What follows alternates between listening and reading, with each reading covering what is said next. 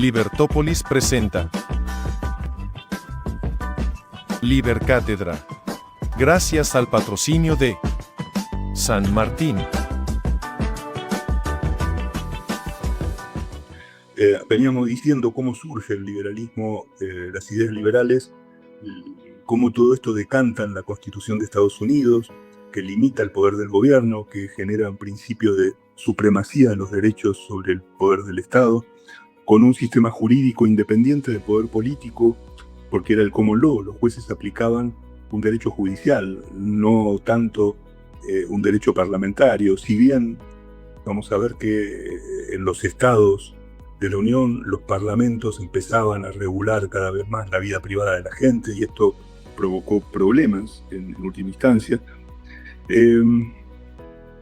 y todo funcionó muy bien, pero desde finales del siglo XIX y principios del siglo XX, hasta mediados del siglo XX, se fueron desarrollando algunas cuestiones que generaron problemas y que generaron desbordes por parte del poder estatal a los límites que la Constitución establecía.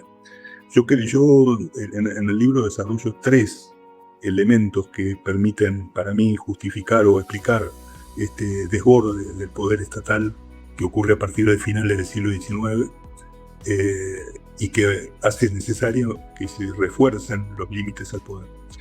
En primer lugar, el Estado asume nuevas funciones, ¿no? Recuerden, a fines del siglo XIX, primero en Inglaterra y después en Estados Unidos,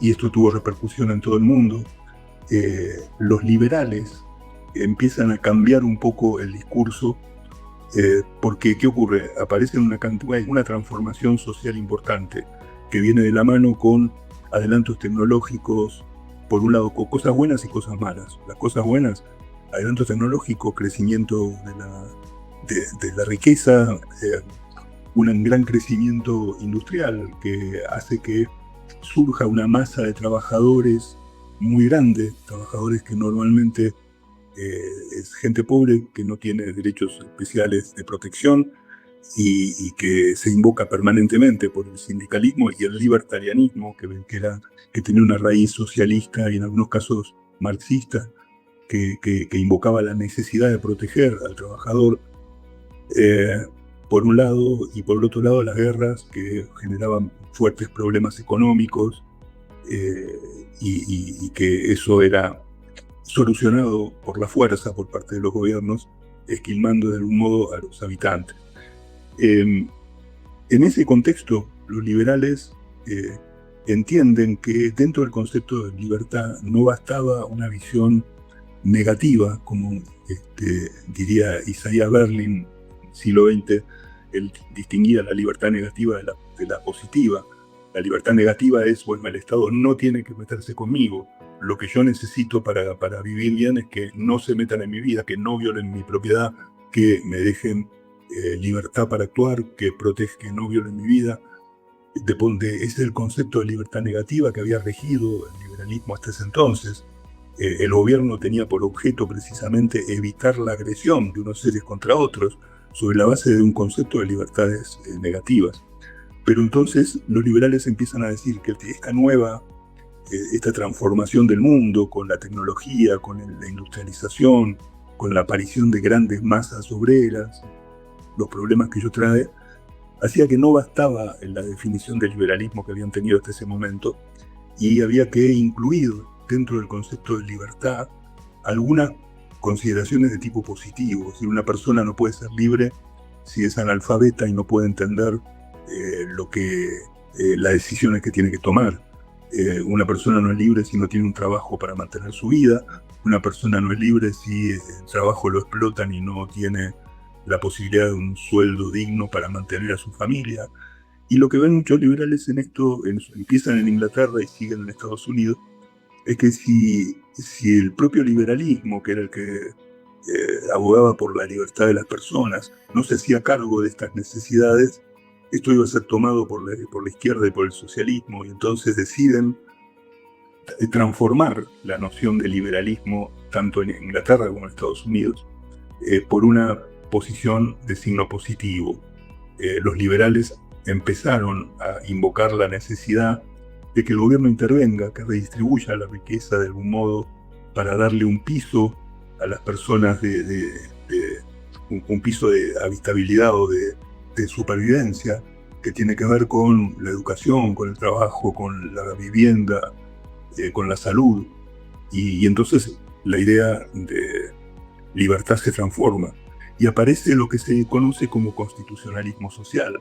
Estos requerimientos de la vida se integran a la Constitución como nuevos derechos. Ya no es solamente el derecho a la vida, a la libertad y la propiedad, derechos negativos, sino que le incorporamos el derecho a la salud, a la vivienda, a la educación, los derechos del trabajador, etc. Y por supuesto que nada de esto se puede lograr sin que el Estado ejerza el poder sobre los habitantes para redistribuir la riqueza. Digo, el Estado no produce nada, el Estado es por naturaleza depredador, no productor. De modo que cada centavo que el Estado gasta se lo tiene que quitar a las personas. Hasta ese momento la idea era que el gobierno podía funcionar con recursos relativamente limitados para cumplir tareas fundamentales de seguridad y justicia, defensa y una pequeña organización. Pero si ahora se tiene que encargar de velar por la educación, la salud, la vivienda y un montón de otras cosas, lo que necesita es impulsar una fuerte redistribución de la riqueza, ir a buscarle dinero a los que más tienen para pagarle estas cosas, estos nuevos derechos que ahora tienen los más pobres. Y entonces esto justificó jurídicamente, constitucionalmente, políticamente, que el Estado ejerciera un poder que hasta ese momento no tenía, para quitarle a unos y darle a otros. Este poder enorme tuvo su origen en el constitucionalismo social, por una parte.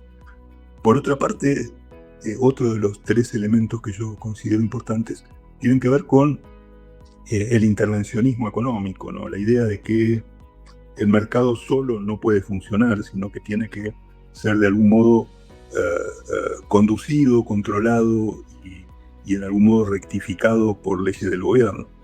Y estas leyes empezaron a aparecer, en primer lugar, en Estados Unidos en las legislaturas estaduales.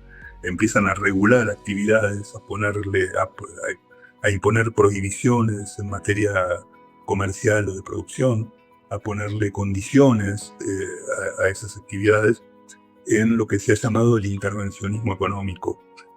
Autores como Ludwig von Mises o Murray Rothbard desarrollaron fuertemente esta idea del intervencionismo y los males que esto ha provocado. Mises tiene 2 libros específicos sobre intervencionismo y un capítulo entero muy importante de su gran tratado de la acción humana. Rothbard tiene un libro específico, el llamado tercer tomo de Man, Economy and the State, donde justamente hace una teoría del intervencionismo con clasificaciones, etc. O sea, los economistas empezaron a darse cuenta de que con argumentos políticos, filosóficos, económicos, jurídicos, se estaban produciendo un fuerte daño económico a través de la redistribución forzada que el Estado llevó a cabo. Y esto generó una gran pelea institucional en Estados Unidos, que se conoció como la era Lochner, que va desde finales del siglo XIX hasta aproximadamente los años 30 del siglo XX.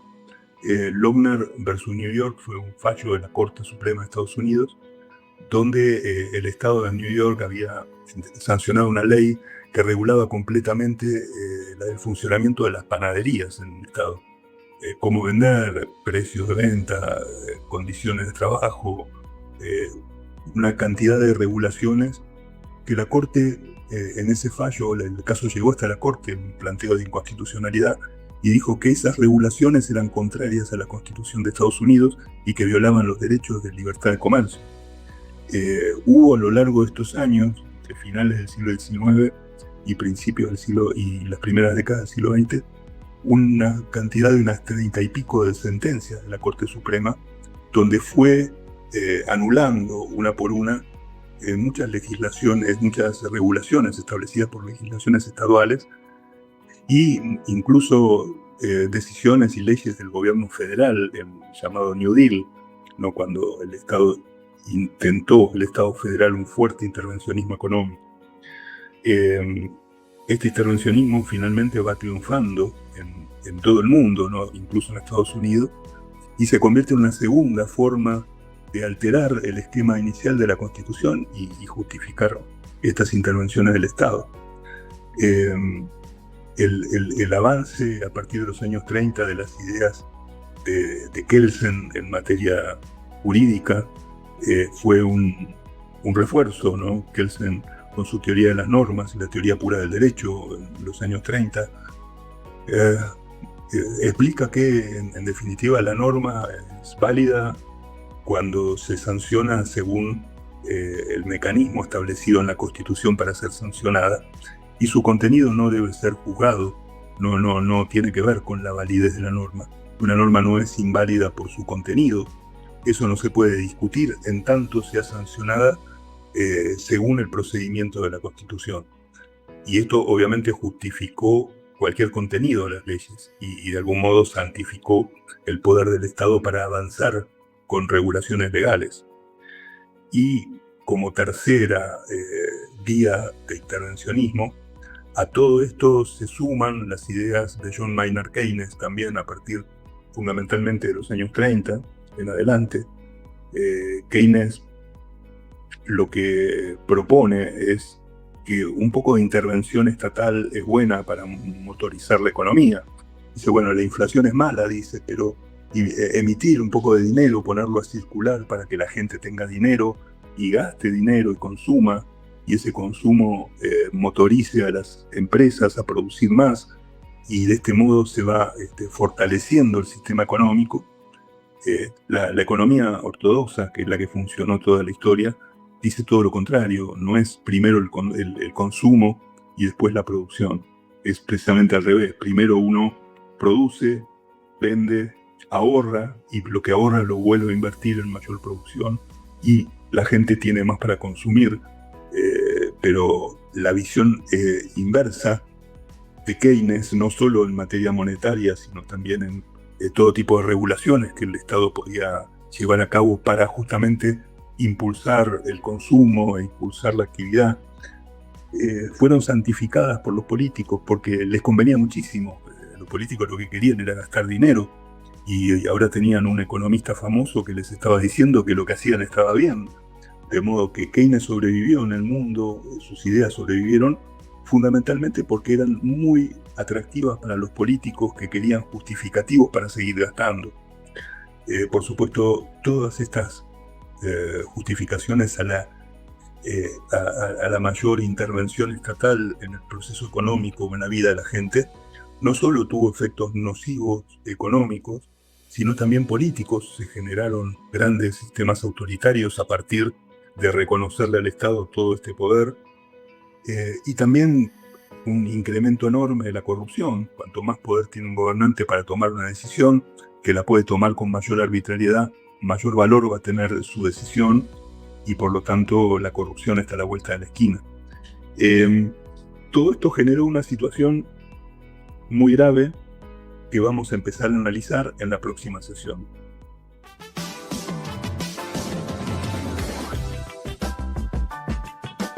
Libertópolis presentó Libercátedra con Ricardo Manuel Rojas.